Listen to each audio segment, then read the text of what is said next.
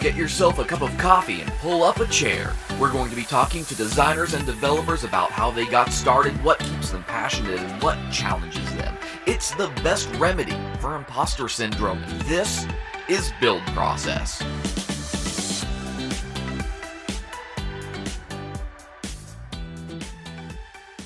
Well, good evening, good afternoon, or wherever you may be, or whenever you may be.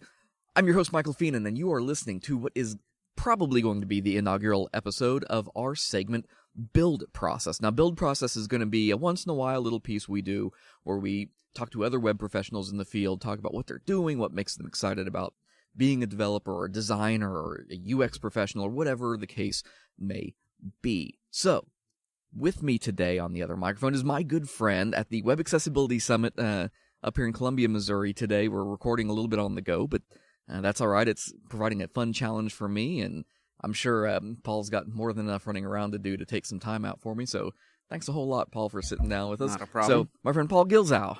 Hi, I'm Paul. I'm a programmer analyst here at the University of Missouri. I've been here 17 years. Jesus. Yeah, it's a long. Actually, this is my 18th year, coming up on my anniversary next month. And I've been both with the Division of IT, the HR, and then finally over with the Strategic Communications and Marketing team, where I'm the lead developer and currently in charge of trying to migrate our entire web infrastructure over to the cloud. What does that even mean for the university? Well, we have about 1,800 websites.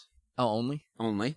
Currently, those are contained in about 12 different CMSs, and they want to narrow that down to 2, both Drupal and WordPress, and then move everybody from their disparate, decentralized web servers to one cloud solution. Yeah, that's kind of bold too. With Drupal, I understand, because Drupal is high-powered. It's got a lot of headroom in terms of what it can do and how it can scale. WordPress is an interesting for a university, and you say 1,800 websites. Even having worked at a university, that number, and Mizzou is, it's a good-sized university, but it's far from huge, right? Right. So, Columbia is what, 100,000, a little over 100,000 A little over people. 100,000. But still, that is a bold undertaking, and good luck, good soldier. Yes, it was decided, that decision was made because we match about the market rate.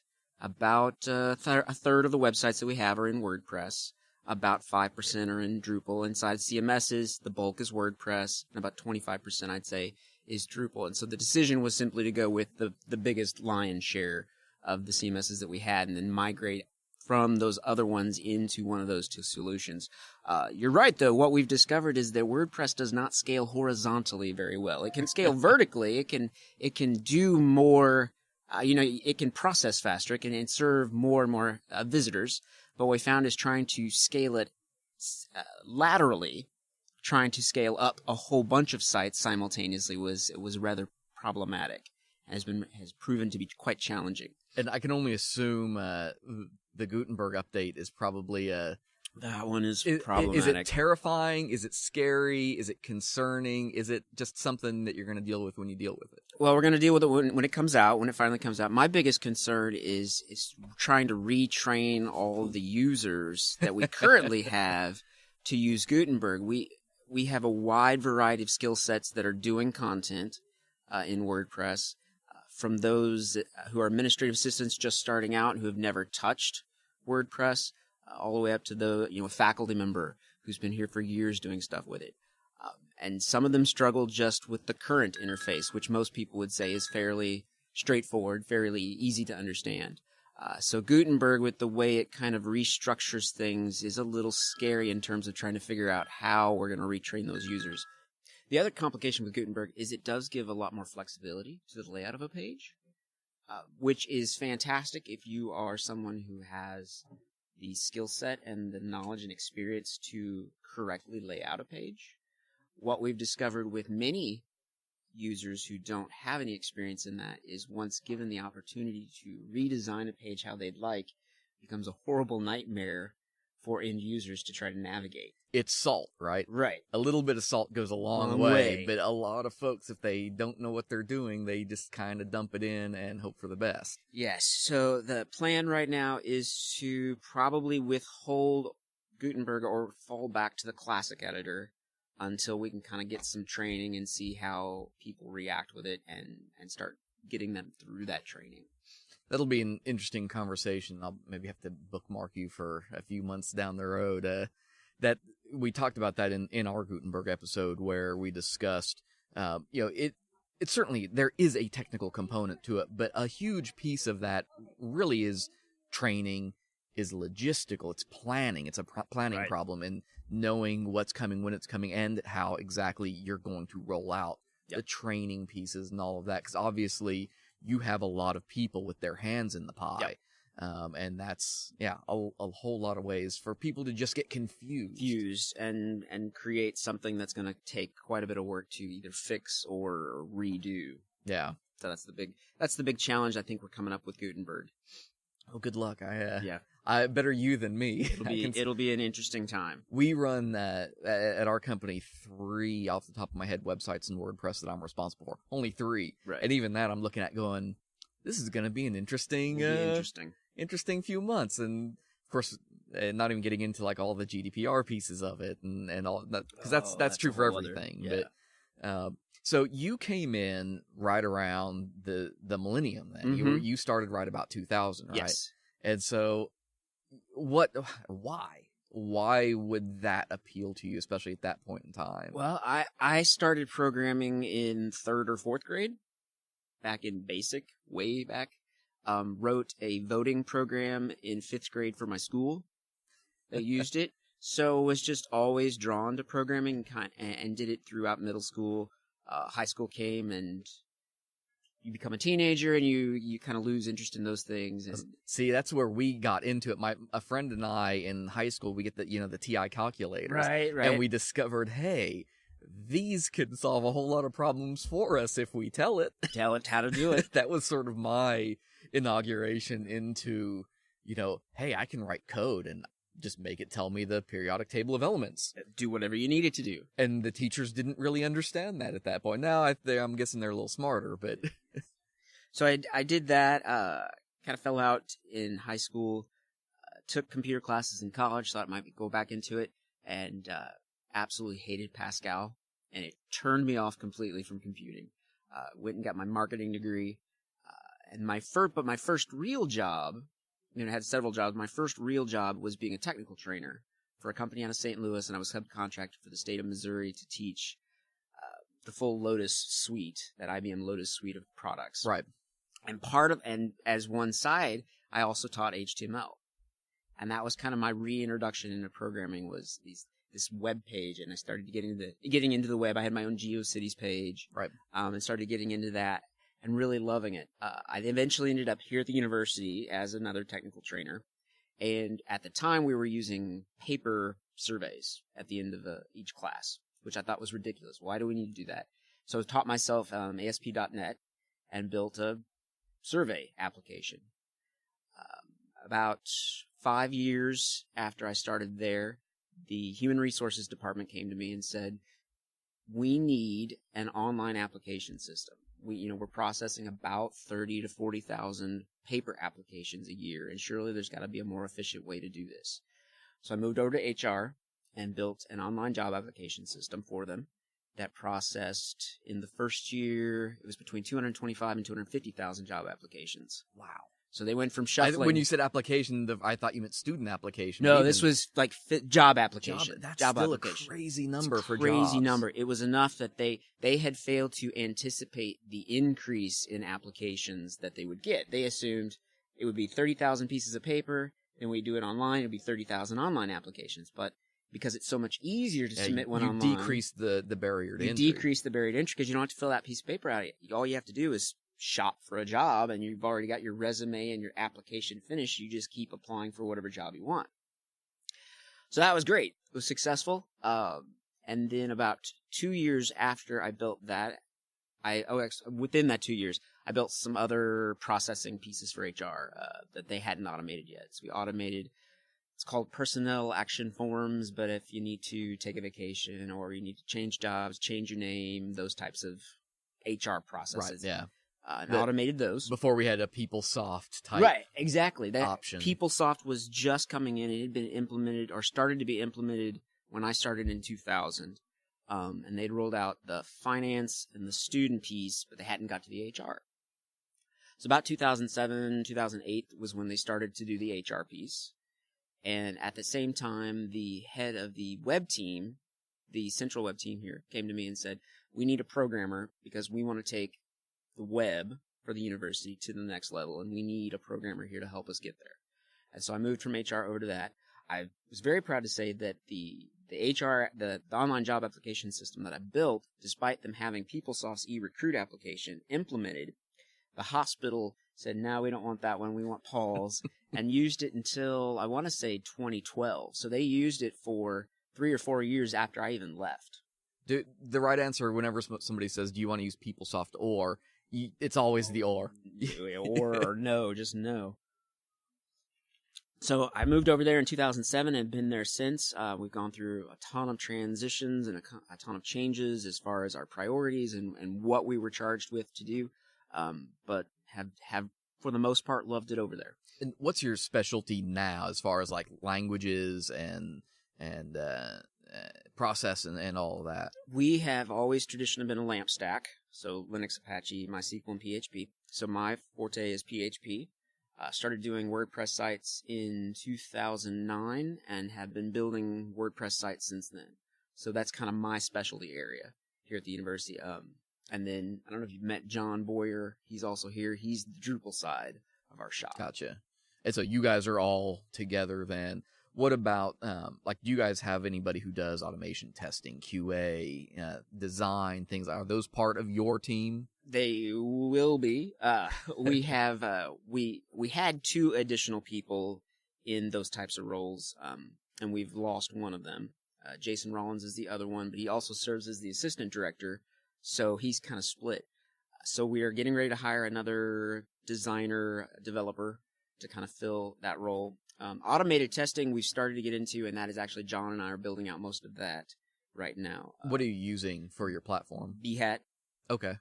We use GitLab as the deployment. Yeah. So it builds out an environment, runs the tests, and then we're starting to use or looking into use. I forgot. It's not Phantom.js. Mocha? Jest? I'd have to look it up. But another one to do visual regression testing. Oh, visual. Yeah. Yeah. We have not gotten there yet. Well, we haven't either. We just know that's where we want to go. Our visual piece is still very manual.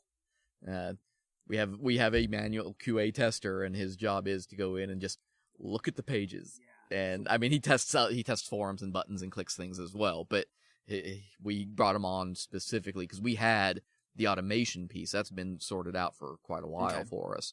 But that visual manual piece was where we were like, nobody likes to talk about the monster in the closet of like their CSS files, and so we were starting to run into problems where you change that one class, or you think that you've got something that's atomic and isolated, and it turns out no, it's used across 48 different pages, and now you've broken those. So that's where we're like, okay, let's maybe bring somebody in who will stop that. Start working on that. Well, and automation in general is a huge chunk of what John and I are working on now, as far as how to deploy automatically sites, create them, and bring them up in whatever environment we go with, as well as testing. So when we go to do an update, we can automate testing of 1,000 sites all at once before we bring them up or before we update them.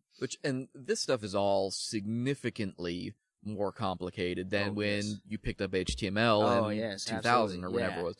How, what have you done, especially, let's say, the last 5 years in particular?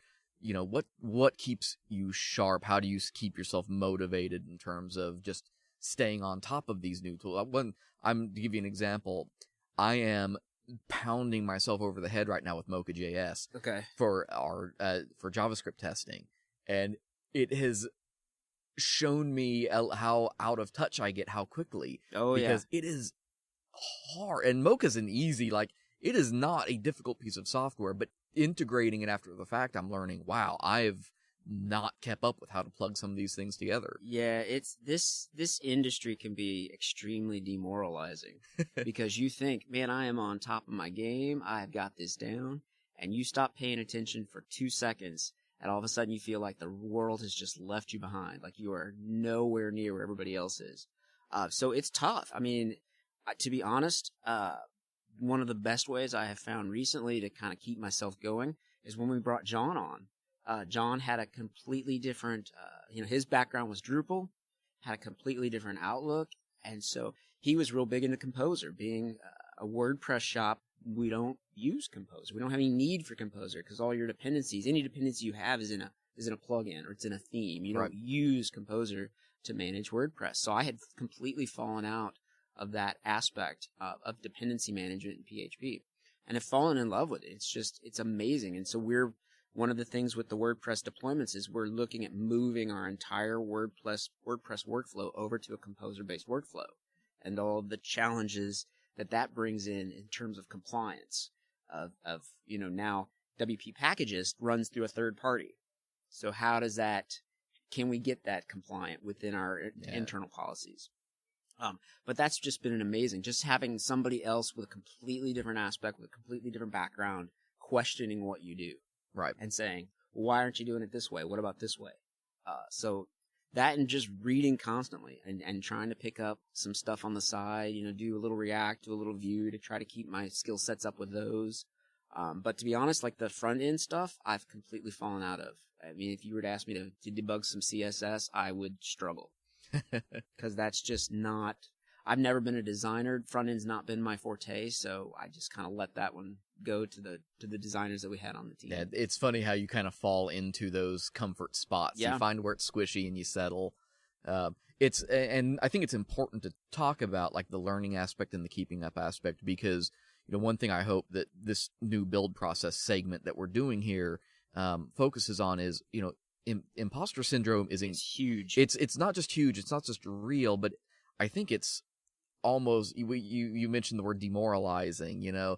I think when I look at folks, because now, I mean, I've been in the industry for professionally since 2006, but I've been building websites since the 90s. Right. I look back at how I did things and how I do things now, and I realize I am getting left behind on things. But at the same time, it's important to realize that that's okay because you're not supposed to keep up with all There's the things. No way. You find those squishy, comfortable areas and keep up with those because with the increase in complexity, I think organizations are starting to understand that you can't have the one-size-fits-all webmaster anymore. That's not a thing. Yeah, they're a unicorn.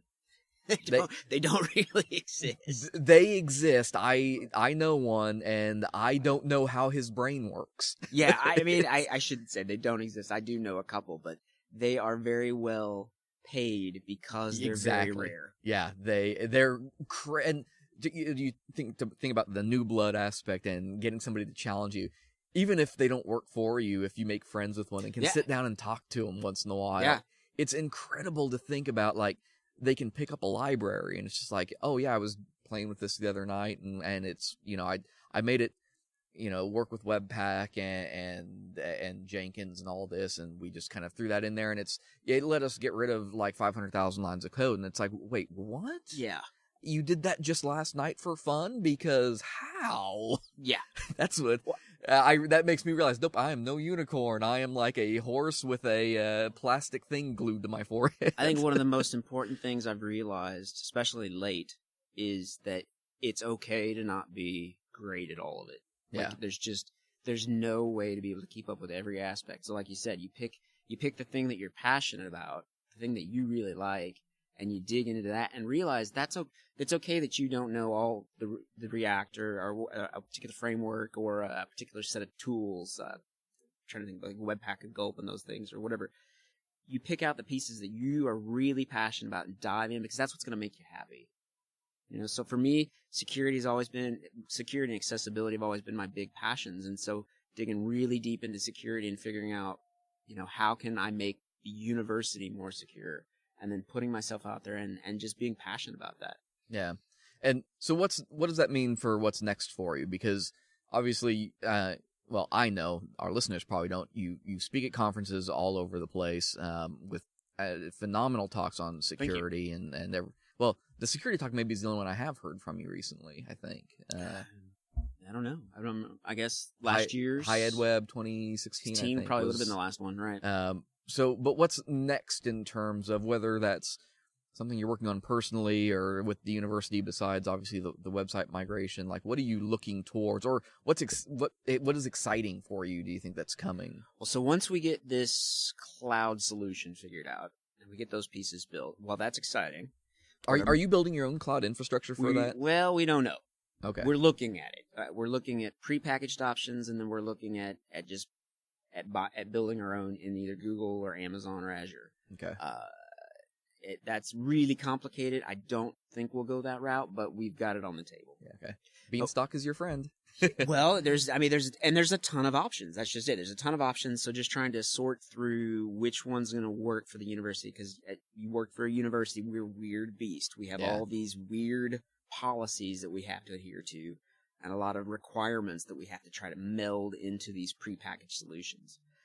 So after that's done, what I'm really excited about is one of the things that the team has been working on is, and I'm going to call it a sausage factory, even though they don't like me calling it a sausage factory anymore, but taking our design system and running it through a process that then spits out Drupal and WordPress themes directly, so that our Drupal sites and our WordPress sites look on the front end exactly the same. Interesting. Okay. So we've developed a framework in WordPress that uses Twig, and we're matching it to how Drupal uses Twig through Symfony. I'm staring at Paul a little blankly right now to our friends on the other side.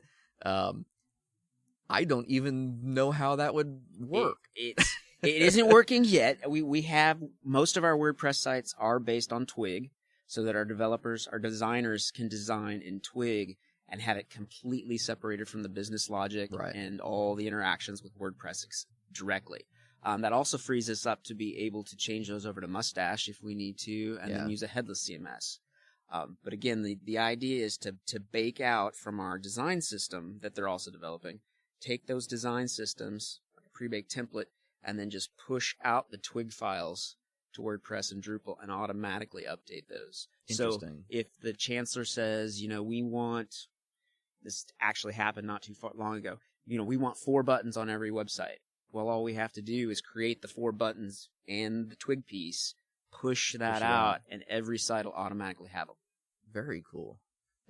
With multiple CMSs, that reduces, it certainly adds complexity in one area, but it reduces it significantly in another. So. Yeah, so right now it's impossible. We can't do it. We've got, like I said, 12 different CMSs. We've got static static sites. It's physically impossible to go do it right now. And so the goal is to be able to do that in the near future. Very cool. Yeah. So that's very exciting. The whole team is really kind of chomping at the bit to try to dig into that and make that happen. How many visitors a month does you do your websites like in total process? Oh, wow. A couple million? Several million, yeah. Several million. I asked that question mostly for scale for the folks at home to kind of understand how much movement there is when you have that much property to manage. I think in terms of doing the contracts, we estimated, I want to say 10.5 million? Or maybe I'm thinking terabyte. I think it's 10.5 terabytes of data a month is what we move. Man. Yeah. Okay, that's real. So maybe 4 million visitors, something like that. It's a lot. It's one of those things where a lot of them charge for bandwidth. And that becomes extremely expensive. So do you do internal chargebacks? Is that what happens? We do. For the university is on iNet 2 when we're hooked up through MoreNet, so we don't really pay anything for bandwidth right now. It is less than, it's like 1/10 of a cent per gig or something. It's dirt cheap. So you can leave our listeners with one piece of advice for the future, and think about these folks as being young, up-and-coming type people. What would be that piece of advice that you would give them to make them think that this is not a scary field to be in? Okay. Well, I'll do it as a kind of a combo. I'll say one is listen to those that have been there before you and and listen and really listen to their advice, because they're probably not telling you to stop you from doing something because they don't like you, but they're trying to stop you from making the same mistakes they did. Yeah. And the other is to realize that you're not an imposter. Nobody, except for a few unicorns, actually has all of it figured out. It's okay that you don't know everything, you don't understand everything, because nobody else does either. We're all just kind of making do as we can. Both good pieces of advice. I like it. Cool. Paul, I want to thank you for sitting down with me. Yeah, I know I'm had a good stealing time. time away from you. I don't know how much are you doing helping with the planning and the running. Yeah, of all I'm the doing things? audio video today, so Yeah, I'm still, and I'm doing audio, or yeah, just audio here, but I'll be your doppelganger. there you go. So thanks for taking the time out with us. Happy to do it. We will catch up at some point, I'm sure. But let us know how the WordPress and Drupal migration goes. Cause I'll be doing a presentation on it as soon as we get it done. So there is a case study there, a pretty good one. It sounds I'm hoping. like. All right, thank you, sir. Thanks.